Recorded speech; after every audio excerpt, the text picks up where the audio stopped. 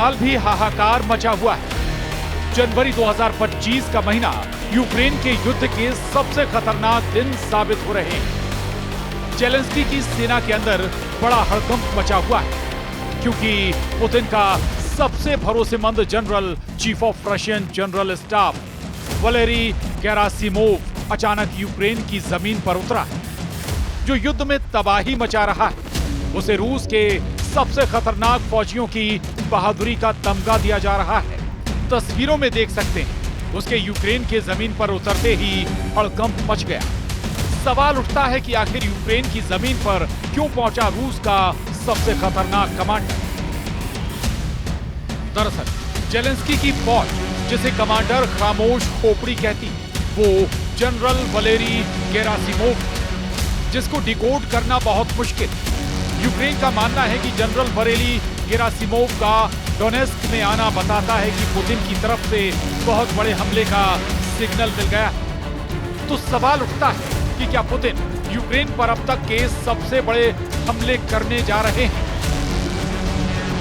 Commander Valery का खौफ बहुत ज्यादा है। रूस की फौज भी जनरल वलेरी की कमान में लड़कर कहती है, जब तक तोड़ेंगे नहीं तब तक छोड़ेंगे नहीं।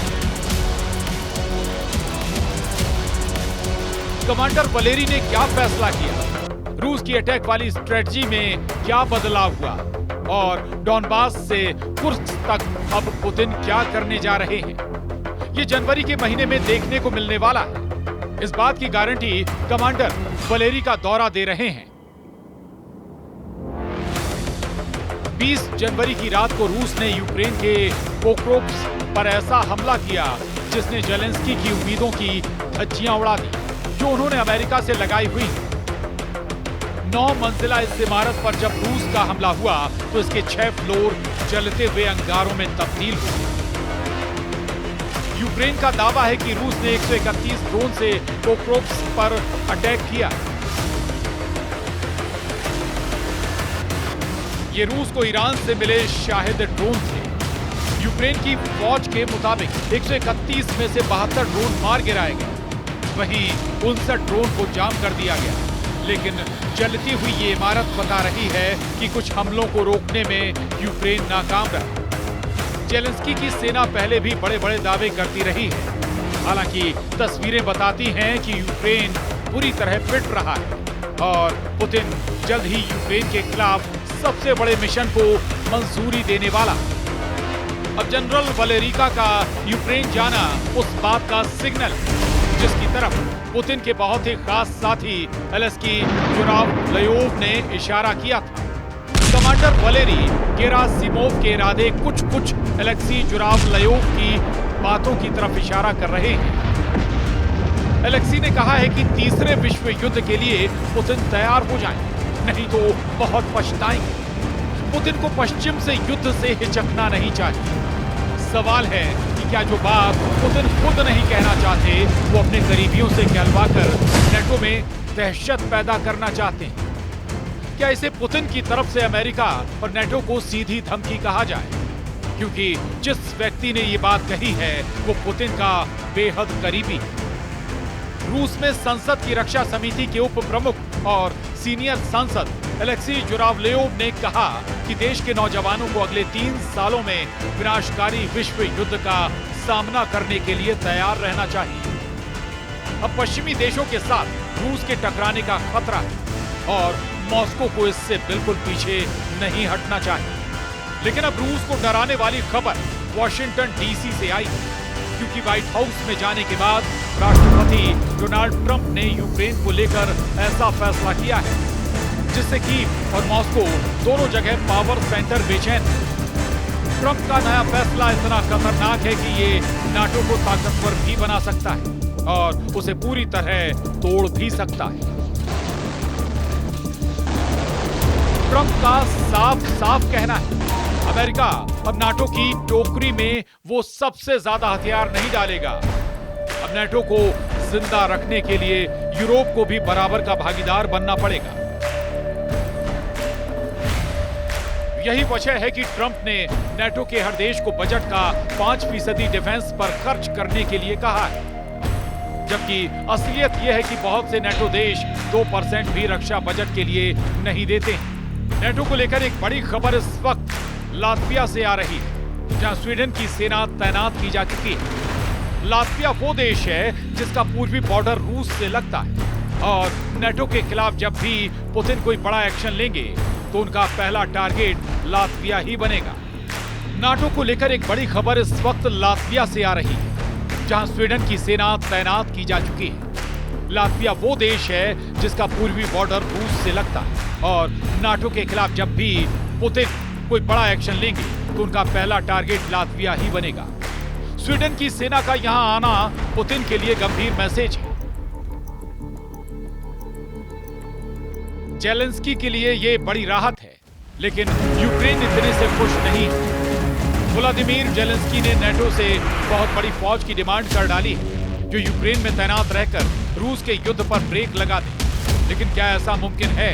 क्योंकि जेलेंस्की की डिमांड पूरी करना यूरोप क्या अमेरिका के लिए भी आसान नहीं होगा। जेलेंस्की ने रूस को रोकने के लिए 2000 नहीं, 20,000 नहीं, बल्कि 2 लाख फौजियों की मांग कर डाली। सवाल है कि क्या रूस के खिलाफ यूरोप के सैनिकों की कुर्बानी देना चाहते हैं? जेलेंस्की इसलिए पैनिक बटन दबा रहे हैं क्योंकि पुतिन ने अपने सबसे बड़े कमांडर को यूक्रेन भेजा है। गेरासिमोव का डोनेत्स्क दौरा आने वाले दिनों में किसी बड़े हमले का सिग्नल दे रहा है।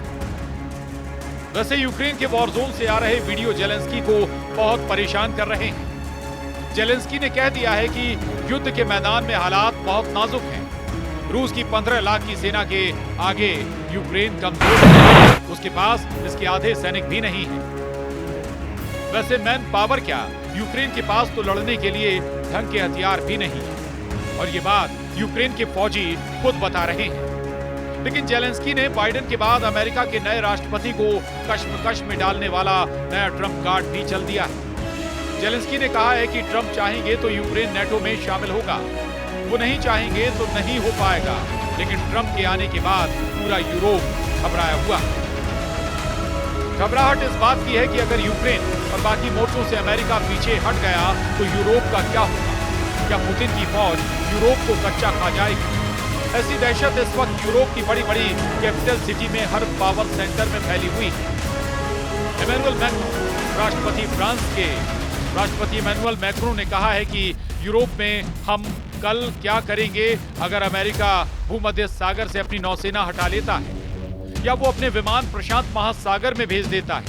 ऐसे हालात के लिए हमें तैयार रहना होगा। हम इसके लिए तैयार भी हो रहे हैं। 20 जनवरी को डोनाल्ड ट्रंप की शपथ और फिर बाइडेन के फैसलों को रद्द करने वाला ऑर्डर। दुनिया में ये 2 बड़ी ऐसी घटनाएं हुई हैं जिनसे युद्ध रुकने की बजाय बढ़ सकता है। इस बात से फ्रांस बहुत परेशान है। अब जर्मनी ने भी प्लान बी पर काम करना शुरू कर दिया है। राजधानी बर्लिन में आम लोगों को युद्ध लड़ने के लिए तैयार किया जा रहा है। इनमें महिलाएं भी हैं। जिन लोगों को ट्रेनिंग दी जा रही है उनमें कुछ की उम्र 58 साल तक है। सबको 7 दिन का युद्ध वाला कोर्स कराया जा रहा है। हथियार चलाने सिखाए जा रहे हैं। यानी अमेरिका में डोनाल्ड ट्रंप की वापसी और युद्ध को लेकर ट्रंप की मनमर्जी से यूरोप बौखला गया है। रूस को टक्कर देने वाले यूरोप में एक बड़ा नाम काया कैलस का है। ये महिला एस्टोनिया की प्रधानमंत्री रही और अब ये यूरोपीय संघ की विदेश नीति बना रही है। यूक्रेन में युद्ध की शुरुआत से ही काया कैलस पुतिन की सबसे बड़ी विरोधी मानी जाती रही। जब किसी भी लीडर की हिम्मत नहीं हुई कि वो पुतिन के सामने उनकी आंखों में आंखें डालकर रूस को ललकारें, रूस के सामने खड़ा होकर बोले, तब काया कैलस ने पूरे यूरोप में सुर्खियां बटोरी। काया कैलस कह रही हैं कि रक्षा बजट पर ट्रंप का तर्क सही है। सबको रक्षा बजट 5% तक बढ़ा देना चाहिए। यूक्रेन में तो घमासान जारी ही है। नेटो पर भी पुतिन की नजरें टेढ़ी हो गई हैं, क्योंकि जब से कुर्स्क में जेलेंस्की ने हमला किया है, पुतिन इसका हर्जाना नेटो से लेना चाहते हैं। फिलहाल रूस के कुर्स्क इलाके को वापस लेने के लिए पुतिन ने उत्तर कोरिया की फोर्स उतारी हुई है और अब सैनिक अटैक वाली रणनीति ने जेलेंस्की को परेशान कर दिया। इस वक्त जेलेंस्की के डर और पुतिन के दावों को देखकर यूरोप भी कांप रहा है, क्योंकि रूस की नई और सैनिक मिसाइल ने सारे समीकरण बदल दिए हैं। अब पूरा यूरोप पुतिन के ऐसे दायरे में आ गया है जिसमें सिर्फ 20 मिनट के अंदर पूरे यूरोप को जलाने का ऑर्डर जारी किया जा सकता है।